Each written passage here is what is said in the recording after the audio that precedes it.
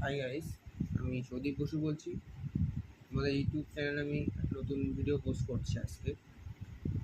তোমাদের YouTube channel আমি এখন ভাবছি আমি নতুন একটা পোস্ট করব, যে ক্লাস নাইন ইতিহাস লাস্ট মিনিট সাজেশন। আমরা এই নাইনে অনেকে ভালো পড়াশোনা করো না, সেই জন্য এবং যারা ভালো পড়াশোনা করো সেই সঙ্গে দুটো পদ্ধতি, অর্থাৎ একটা যারা ভালো পড়াশোনা করো তাদের জন্য, আবার যারা লাস্ট মিনিট সাজেশান চেয়েছো তাদের জন্য আমি একটা ভিডিও এখন পোস্ট করছি। যে ভিডিওতে আমার ইতিহাসের টোটাল যে ইতিহাসটা কেমন প্রশ্ন আসতে পারে, প্যাটার্নটা আমি হয়তো পরে পাঠাবো। কী কী প্রশ্ন আসবে 2 নম্বর, 4 নম্বর, 8 নম্বর, আমি এটা পরপর বলে যাচ্ছি এবং সেই হিসেবে তাদের ছয়কা আছে সেখানে দাগিয়ে নিয়ে করে নেব। যেটা দেখো যে 4 নম্বরে বা 8 নম্বরে নেই সেটা ভরে নেবো আমরা, সেটা 2 নম্বরে আছে। তারপরে আমরা বুঝে বুঝে করে নেবো। আমি প্রথম প্রশ্ন বলছি, ফরাসি বিপ্লবের কয়েকটি দিক। এই ফরাসি বিপ্লবের কয়েকটি দিকের মধ্যে প্রথম যে প্রশ্ন সেটা হচ্ছে অসিয়া রেজিম বলে একটা প্রশ্ন আছে, যে 2 নম্বরে খুবই ইম্পর্টেন্ট। সেই প্রশ্নটা কিন্তু তোমরা করবে, বিশেষ করে যারা হাত্তুবা স্কুল তাদের কিন্তু এই প্রশ্নটা আসবে। আমি যে প্রশ্নগুলো বলছি তার মধ্যে হাত্তুবা হাই স্কুলের কিন্তু বেশ কয়েকটা প্রশ্ন কিন্তু দেবে। অন্যান্য স্কুল থেকে ভিডিওটা দেখছো তারাও কিন্তু এই প্রশ্ন পড়ে যাওয়া, যেগুলো আমি বলছি আমাদের কমন 97% চলে আসবে। এবার যেটা বলছিলাম, যারা চ্যানেল নতুন হয়েছো তারা আমার চ্যানেলটাকে জয়েন্ট হয়ে যাও এবং তারা সাবস্ক্রাইব করো এবং লাইক করবে। সাবস্ক্রাইব এবং লাইক করতে কিন্তু ভুলো না, এবং পাশে যে বেল আইকন সেই বেল আইকন ক্লিক করতে তোমরা কেউ ভুলো না। প্রথম পরে চলে গেল অসিয়ালিজম কাকে বলা হয়।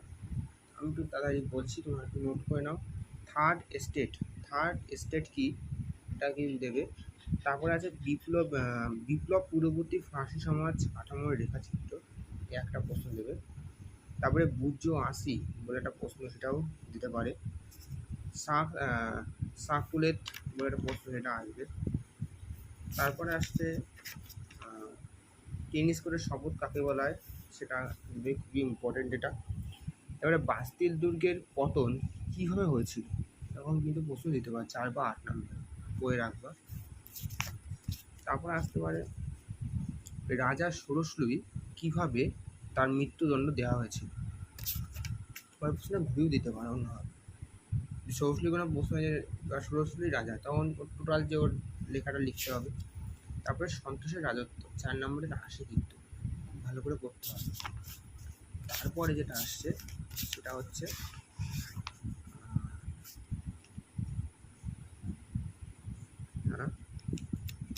ফ্রান্সের রাজনৈতিক কারাগার বলা হয় কেন, ফ্রান্সকে ভ্রান্ত অর্থনীতি জাদুঘর বলা হয় কেন, এটাও কিন্তু দেবে। জ্যাকোবিন দলের পরিচয় দাও, জ্যাকোবিন শাসনের পরিচয় দাও, আসতে পারে। টেনিস কোর্টের শপথ আসতে পারে, ঠিক আছে। আমি পরে আসছি ট্রাফালগারের যুদ্ধ, এটা কিন্তু অনেক সময় 2-4-এ দিয়ে দেয়। কি বললাম, ট্রাফালগারের যুদ্ধ দিতে পারে, দেওয়ার মতো বস্তু। তারপর হচ্ছে মহাদেশীয় ব্যবস্থা, এটা কিন্তু দেবে। তারপরে আসছি শত দিবসের রাজত্ব কি বলে টিকা দিল। তারপরে দেখো ব্যাক ক্যামেরা অন করছি, দেখে নাও প্রশ্নগুলো দেবে। ব্যাক ক্যামেরা হচ্ছে, দেখো আমি বলে দিচ্ছি, হচ্ছে কোড নেপোলিয়ান বলতে কি বোঝো, কোড নেপোলিয়নের গুরুত্ব, পোড়ামাটির নীতি বলতে কি বোঝো, টিকা কোড নেপোলিয়নের সাম্রাজ্যিক কার্যকলাপের সঙ্গে সাম্যমৈত্রী স্বাধীনতার আদর্শে বৃহৎ সংখ্যা আলোচনা করো, ইউরোপের পুণ্যভরে সম্পর্কে বিবরণ দাও। তারপরে নেপোলিয়ান বোনাপার্টের যেসব প্রশ্ন, সেই প্রশ্নগুলো কিন্তু তোমাদের দেবে। তারপরে যেটা হচ্ছে যেটা আসে, সেটা মেন যেটা আসে সেটা হচ্ছে মেটার্নিক ব্যবস্থা। এটা কিন্তু দেয়, অনেক স্কুল দিয়েছে, আমি দেখেছি মেটার্নিক ব্যবস্থা। তারপরে ভিয়েনা সম্মেলন 2 নম্বরে আসবে কিন্তু। তারপরে 1830 খ্রিস্টাব্দে জুলাই বিপ্লব সম্পর্কে আলোচনা করো, দেবে। ফেব্রুয়ারি বিপ্লব আসতে পারবে, আসে। জুলাই রাজতন্ত্র আসবে। তারপরে জোল ঝোল কী বলে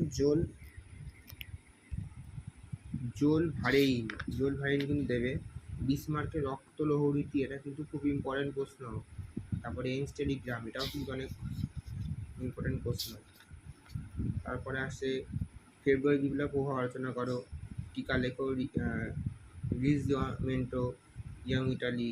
তারপরে ক্রিমিয়ার যুদ্ধের ফলাফল, কী হয় বলকান জাতীয়তাবাদের উত্থান ঘটে, মেটানি ব্যবস্থার পরিচয় দাও। অনেকগুলো কিন্তু আগের প্রশ্ন থাকবে। ফ্যাক্টরি বা কাল্পনিক প্রথা 4 নম্বরে কিন্তু পড়ে রাখতে হবে। প্যারি কমিউনিউ কি দিতে পারে। আমি কিন্তু অন্য বইতে বলছি, এগুলো কিন্তু সব বইতে পেয়ে যাবো। তারপরে শিল্প বিপ্লব কাকে বলে, শিল্প বিপ্লবের অঞ্চল উল্লেখ করো।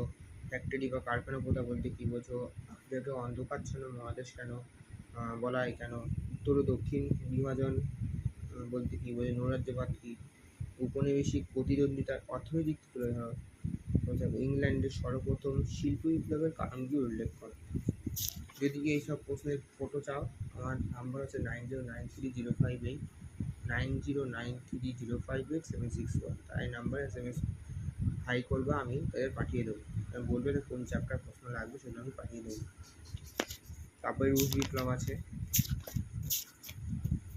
প্রথম বিশ্বযুদ্ধের ফলাফল, ফলাফল দিতে হবে কিন্তু এটা পড়ে যাবো। এটা মোস্ট ইম্পর্টেন্ট সব স্কুলের জন্য, প্রথম বিশ্বযুদ্ধের ফলাফল।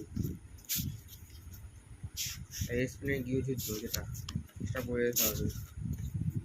তখন এপ্রিল থিসিস বলতে কী বোঝো, মহামন্দার অবসান ঘটে কীভাবে, হুবার মেরাটোরিয়াম বলতে কী বোঝো, নাৎসি সংগঠনের পরিচয় দাও।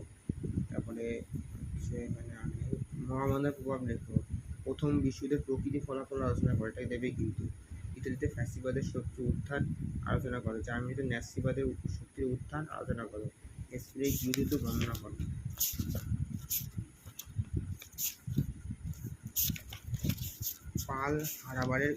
পার্ল হারবারের ঘটনা দেবে কিন্তু, খুব ইম্পর্টেন্ট পার্ল হারবারের ঘটনা। তারপর আছে দেখো, ভারতে শুনবা, রোম, বার্লিন, টোকিও অক্ষজোট কেন গড়ে ওঠে, রাশিয়ার পোড়ামাটির নীতি বলতে কী বোঝো, ক্যাশ অ্যান্ড ক্যারি নীতির ধারণা দাও। লেন্ড লিজ আইন কি, ঠিক আছে। দ্বিতীয় বিশ্বযুদ্ধে মার্কিন যুক্তরাষ্ট্রের ভূমিকা, টিকা রেখো অপারেশন বারোসা। ফ্যাসিবাদ ন্যাসিবাদের সঙ্গে গণতান্ত্রিক আদর্শের সংঘাত কীভাবে দ্বিতীয় বিশ্বযুদ্ধের সূচনা ঘটায়, কোন দ্বিতীয় বিশ্বযুদ্ধের সূচনা সাহায্য করে, ঠিক আছে। এগুলো দেবে কিন্তু, আমি যে প্রশ্নগুলো বলছি সেগুলো কিন্তু পড়বে। এবং লাস্ট চ্যাপ্টার তো 7 চ্যাপ্টার কোনো কমন দেওয়া যাচ্ছে না। 7 চ্যাপ্টার প্রশ্ন আসে, এটা আমাদের কোনো স্যার চায় না, কমন দিতে পারছে না। আমি অনেক ভিডিও দেখেছি, দেখে বলছি 7 চ্যাপ্টার যা রিলেটেড প্রশ্ন, তোমরা সেই সব প্রশ্ন পড়ে যাবা, দেখবা 100% কমন দেওয়া। 7 চ্যাপ্টার বাদ দিয়ে ছোটো চ্যাপ্টার আমি বললাম, সেই 6টা চ্যাপ্টার প্রশ্ন যেগুলো বললাম সেগুলো কিন্তু ফলো করবো অবশ্যই, কিন্তু কমন আসবেই কিন্তু, আমি করে দিলাম, ঠিক আছে। ভিডিওটা পজ করবা, দেখবা। কেউ যদি বলে দিলাম বারবার কথা বলছি, কেউ যদি প্রশ্নগুলো চাও যে না প্রশ্নগুলো আমি বুঝতে পারছি না, আমার প্রশ্ন ছবি চাই, তাহলে আমার কমেন্টে বলবো, আমি তোমাদের আমার পার্সোনাল নাম্বার দিয়ে দেবো 9093058761। ভিডিও লাস্টে বলে দিচ্ছি যে 9093058761 হোয়াটসঅ্যাপ আছে। সবাই একটা লাইক, সবাই একটা ফোন করবে আমাকে, বা ফোন করার দরকার নেই, আমাকে হোয়াটসঅ্যাপ মেসেজ করবে, আমার এই একটা প্রশ্ন চাই পাঠিয়ে দেবো, ঠিক আছে। যে কোনো ক্লাস আমি পাঠিয়ে দেবো, কোনো অসুবিধা হবে না। এবং ভিডিওটা কিন্তু অনেকে সাবস্ক্রাইব করবে এবং লাইক করবে, কমেন্ট করতে কিন্তু ভুলবে না। এবং আমি এখন টিউশনি করবো, আমাদের 25 সালের জানুয়ারি মাস থেকে আমার টিউশনি শুরু হবে। কাকে জয়েন্ট হতে চাও, আমার ফোন নাম্বারে যেটা বললাম ফোন করে ডিসেম্বরের মধ্যে আমাকে জানিয়ে দেবো, ঠিক আছে। ধন্যবাদ আমার ভিডিও দেখার জন্য।